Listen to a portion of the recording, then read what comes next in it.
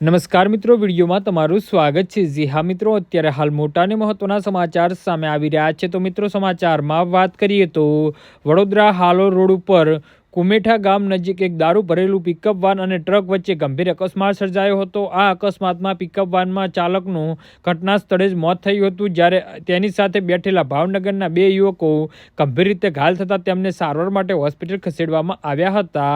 આ અંગે પ્રાપ્ત વિગતો પ્રમાણે પરપ્રાંતમાંથી ફાયર સેફટીના સિલિન્ડર અને પિંપળમાં દારૂ ભરેલી પિકઅપ વાન ભાવનગર તરફ જઈ રહી હતી। તો પોલીસે જોયું કે પિકઅપ વાનનો કચ્ચર ઘાણ વળી ગયો હતો અને રોડ પર દારૂની તીવ્ર દુર્ગંધ ફેલાઈ હતી। તપાસ કરતા પિકઅપ વાનમાં ફાયર એક્સોડીસ અને સિલિન્ડરો તેમજ પિંપળના મોટી માત્રામાં ભારતીય બનાવટનો ઇંગ્લિશ દારૂ અને બિયર ભરેલું હોવાનું સામે આવ્યું હતું। આ અકસ્માતમાં કેટલીક બોટલો તૂટી જતા રોડ પર દારૂની રેલમ સેલ થઈ ગઈ હતી। પોલીસે તમામ સિલિન્ડર અને પિંપળાની તલાશી લેતા અંદાજે 3.73 લાખની કિંમતની દારૂ બિયરની કુલ 2233 બોટલો મળી આવી હતી। આ સાથે સિલિન્ડરો અને પિકઅપ વાન સહિત કુલ 6.91 લાખનો મુદ્દામાલ કબજે કરવામાં આવ્યો છે।